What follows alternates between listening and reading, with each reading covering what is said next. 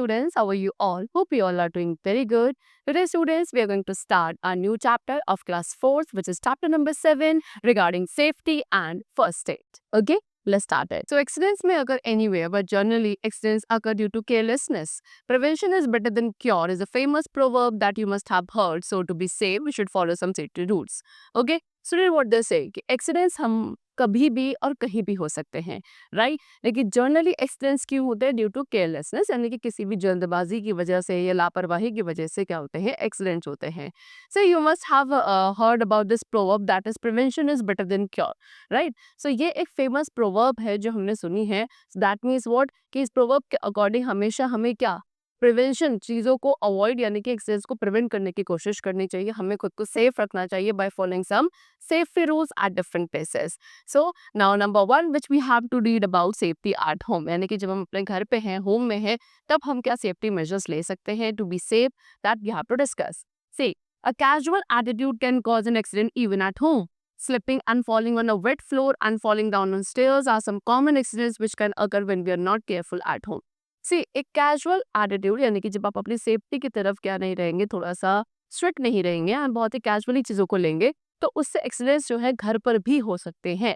जैसे कि for example आप कोई वेट फ्लोर है, वहाँ पे स्लिप हो जाते हैं, गिर जाते हैं या स्टेयर्स से गिर जाते हैं. ये कुछ कॉमन से एक्सीडेंट्स हैं जो कि हो सकते हैं अगर हम अपने घर पे केयरफुल नहीं रहते हैं.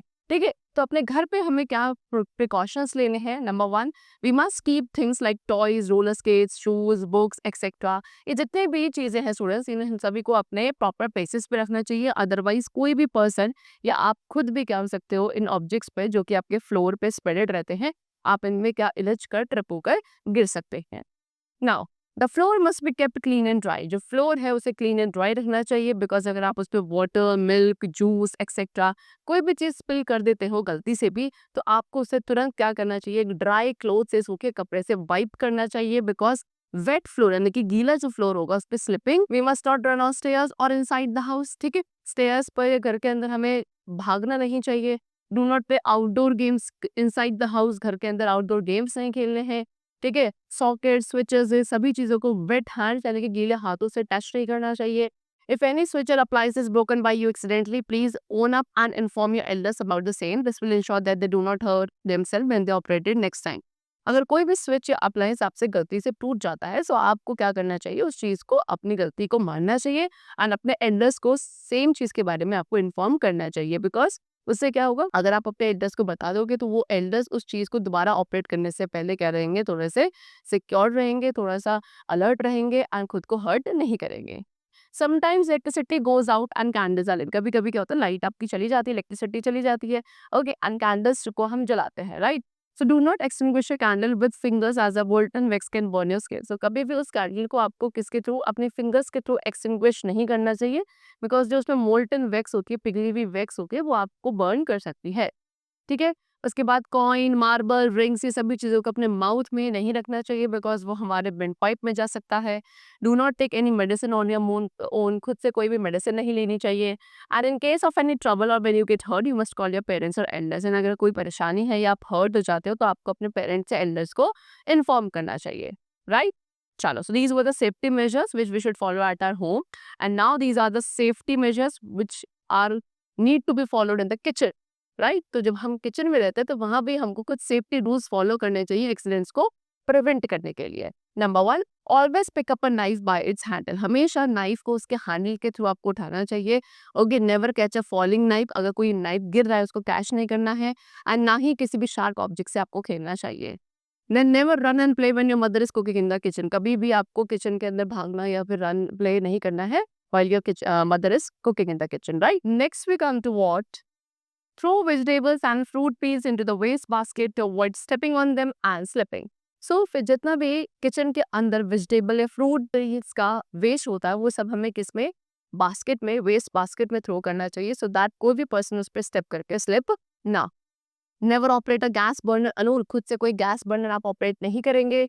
Usage of electrical appliances. जितने भी आपके किचन में इलेक्ट्रिकल अप्लायंसेज है like hand blender, mixer grinder, air fryer, ये सभी भी आप ऑपरेट करेंगे किसी एडल्ट के सुपरविजन के अंडर. ठीक है, never switch on the fan in the kitchen when the gas burner is on. कभी भी जब किचन के अंदर गैस बर्नर ऑन होता है तो हमें किचन के अंदर फैन को स्विच ऑन नहीं करना चाहिए। Check expiry date before eating chips, ठीक है। चिप्स, बिस्किट या कोई भी पैकेज फूड को खाने से पहले आपको उसकी एक्सपायरी डेट चेक करनी चाहिए। And do not eat old stored food item. कोई भी ऐसा स्टोर फूड आइटम है जो बहुत पुराना आपने स्टोर करा है, तो उसको आप विदाउट इस आस्किंग योर पेरेंट्स, अपने पेरेंट्स से बिना पूछे आप उसको नहीं खाएंगे, बिकॉज उससे आपको फूड पॉइजनिंग हो सकती है। Okay, now next we come to word safety in the bedroom. अब बेडरूम में यानी कि जहाँ आप क्या करते हैं, फ्रेशन अप होते हैं या नहाते हैं, ठीक है, बेड लेते हैं, तो वहाँ पे क्या क्या सेफ्टी मेजर्स है। डू नॉट स्पेल सोप और shampoo on the bedroom floor, ठीक है। आपको जो फ्लोर है बेडरूम का, वहाँ पे आप क्या नहीं करेंगे, सोप या शैम्पू को स्पिल नहीं करेंगे। Do not play with razor और ब्लेड, रेजर और ब्लेड से वहाँ खेलना नहीं है। एंड ना ही आपको बेडरूम के अंदर रन या रश, भागना नहीं चाहिए, बिकॉज वहाँ पे आप स्लिप हो सकते हो and you may fall.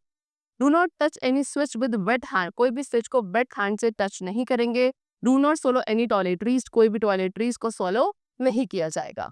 B slow when coming out of the wet bedroom, कभी भी गीले बेडरूम से जब आप बाहर आते हो तो आपको क्या रहना है, थोड़ा सा स्लोली मूव करना है, बिकॉज जो फुटमैट बाहर रखा है उसमें आप स्लिप हो सकते हो। सेफ्टी ऑन रोड, अब रोड पे क्या क्या सेफ्टी मेजर्स है। So we read news about road accidents in newspaper almost every day. Road accidents are very common. Most of these occur when safety rules are not followed.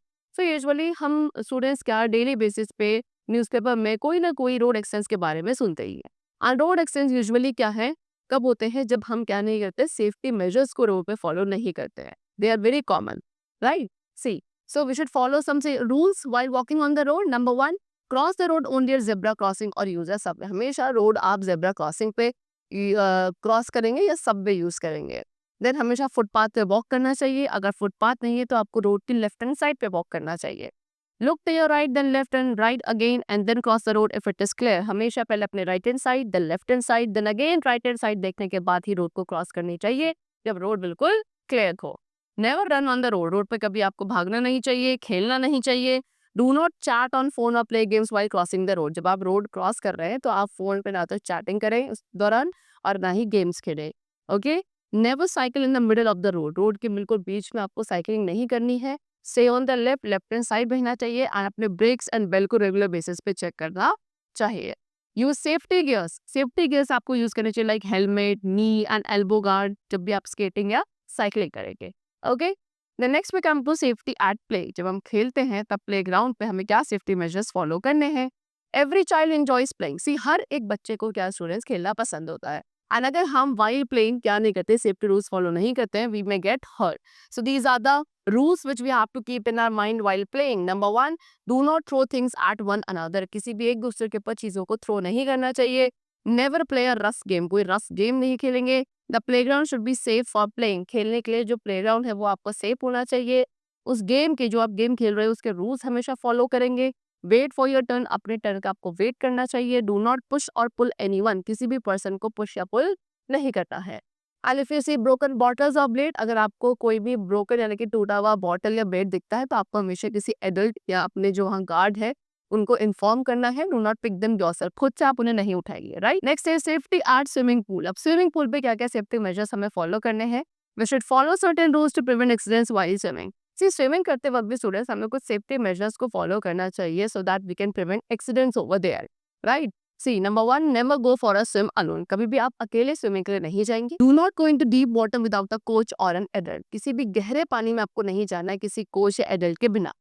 Never push anyone into the pool for fun, किसी मजे के लिए, सिर्फ fun के लिए आपको किसी भी पर्सन को पुश नहीं करना चाहिए into the pool. Then use air tubes while swimming, swimming करते वक्त एयर ट्यूब्स का यूज करना चाहिए। Follow the instructions of elders and coaches, अपने एल्डर एंड कोचेस के इंस्ट्रक्शंस को फॉलो करना है। Never try stunts without a coach around, ठीक है, अपने आसपास अगर कोच नहीं है तो कोई भी स्टंट्स आपको ट्राई नहीं करने हैं। When the pool is drain for cleaning, do not play in और अराउंड इट, जब पूल को ड्रेन किया जाता है क्लीनिंग पर्पस के लिए तो आपको उसमें खेलना नहीं चाहिए, राइट, ना ही उसके आसपास खेलना चाहिए। And never jump in shallow water as you might hurt yourself badly, किसी भी शैलो वाटर में भी आपको जंप नहीं करना चाहिए बिकॉज उसमें काफी बुरी तरीके से आपको चोट लग सकती है। Now safety while handling fire, अब फायर हैंडल करते वक्त क्या क्या सेफ्टी मेजर्स हैं। You must not handle fire at your age but if necessary you must be careful while handling. See students, पहले तो आपको अपनी एज में, जो आपकी एज है इस एज में आपको क्या नहीं करना चाहिए, फायर हैंडल करना ही नहीं चाहिए। बट अगर वहाँ पे जरूरी है तो कुछ प्रिकॉशंस के साथ आप उसे क्या करेंगे, हैंडल करेंगे। You must be careful regarding that. Now what are the measures? Number 1, do not play with fire. Fire के साथ खेलना नहीं है. Do not go very close to a fire. Fire के ज़्यादा close नहीं जाना चाहिए. Do not wear nylon or synthetic clothes on Diwali, and while in the kitchen wear cotton clothes. ठीक है, दिवाली पे या जब आप किचन में काम कर रहे हो तो कभी भी नायलॉन या सिंथेटिक क्लोथ्स नहीं पहनना चाहिए, बिकॉज वो बहुत इजीली फायर कैच कर लेते हैं. Always try to wear cotton clothes, right. And do not play with matchstick और क्रैकर्स अलोन. मास्टिक या क्रैकर्स के साथ अकेले नहीं खेलना है.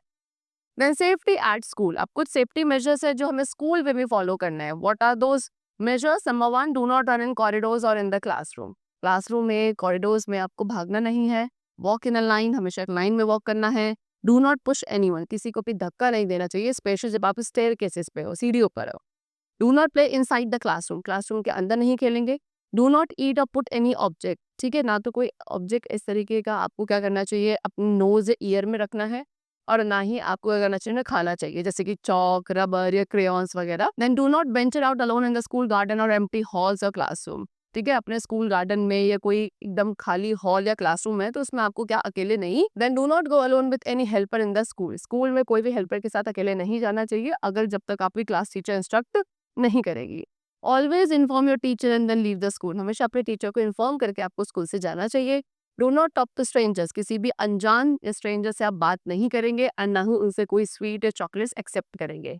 देन इफ एनी बॉय और girl bullies you in the school और बस, इन्फॉर्म योर क्लास टीचर. अगर कोई भी बॉय या गर्ल आपको क्या बुली करता है स्कूल में या स्कूल बस में, तो आपको अपने क्लास टीचर को इन्फॉर्म करना चाहिए. Next is first aid. What is it? The first aid given to an injured person before the arrival of the doctor is called the first aid. See students, किसी भी injured person को सबसे पहला treatment, सबसे पहली help जो दी जाती है डॉक्टर के आने से पहले, उसे हम फर्स्ट एड कहते हैं. सो कुछ यहाँ पे फर्स्ट एड टिप्स हमें गिवन है जो हमें डिफरेंट केसेस में फॉलो करने चाहिए. Number 1, for nose bleeding. अगर नोज ब्लीडिंग होती है तो क्या फर्स्ट एड हम दे सकते हैं? Number 1, sit and lean slightly forward so that you do not swallow blood. ठीक है, आपको क्या थोड़ा सा आगे की तरफ झुक कर बैठना चाहिए, थोड़ा सा टिल्ट होगा, लीन करके, सो दैट आप ब्लड को स्वॉलो ना करें. Hold the lower half your nose between the thumb and the finger still bleeding stop. आपको अपनी नोज के लोअर हाफ को क्या करना चाहिए, होल्ड करके रखना चाहिए अपने थंब एंड फिंगर्स के बीच में, जब तक आपकी ब्लीडिंग स्टॉप नहीं होती है. अपने माउथ के थ्रू ब्रीथ करेंगे उस दौरान. Do not blow your nose. अपनी नोज को ब्लो नहीं करना है. And lie flat without a pillow for a while. ठीक है, एकदम सीधे आप बिना पिलो के सीधे बिल्कुल इस तरीके से लाई करेंगे. ठीक है. और कट्स एंड वुंड. अगर कोई कट हो जाता है या वुंड यानी कि कोई घाव हो जाता है तो आपको क्या फर्स्ट एड मेजर्स लेने हैं? Number 1, wash your hands before touching the wound. पहले उस चोट को, वुंड को टच करने से पहले आप अपने हैंड्स को प्रॉपर्ली वॉश करेंगे. फिर उस वुंड को भी क्या क्लीन वाटर से वॉश किया जाएगा. Then wipe it with cotton dipped in antiseptic solution. फिर उसके बाद एक कॉटन को एंटीसेप्टिक सोल्यूशन में डिप करके आपको उस वुंड को वाइप करना है. और माइनर कट, अगर कट बहुत छोटा है, माइनर है, तो आप एक एडेसिव बैंडेज यानी कि बैंडेज का यूज कर सकते हैं. एंड मेजर कट है तो आप कॉटन स्वैब का या स्टरलाइज बैंडेज का भी यूज करेंगे. Now for Burns. अगर बर्न्स हो जाते हैं, जल जाता है, तो आपको क्या करना है? Wash the burned area with running water. उस बर्न्ड एरिया को रनिंग वाटर से वॉश करना है एंड कोल्ड वाटर का यूज करना है, लेकिन आप आइस का यूज नहीं करेंगे. Apply an antiseptic cream. Antiseptic cream आप अप्लाई करेंगे जैसे कि बर्न और सिल्वरेक्स. ठीक है, उस अफेक्टेड एरिया पे. Next is for insect bite. अगर कोई इसे बाइट करता है तो फर्स्ट एड क्या दिया जाएगा? Always applied ice on the affected area. जहाँ पे भी किसी इंसेक्ट ने बाइट किया है उस अफेक्टेड एरिया पे आप पहले आइस अप्लाई करेंगे. एंड अगर बी या बास्क स्टिंग है तो आप वहाँ पे बेकिंग सोडा का एक पेस्ट बनाएंगे एंटीसेप्टिक क्रीम के साथ, and then you will apply it on that affected area. Okay, चलो. So these were the different safety rules which we should follow at different places, and some of the first aid measures which we could provide to an injured person in case of any emergency condition. Right? So the chapter was completed over here. Okay, we'll meet you very soon in the next class, and then take care and thanks to everyone.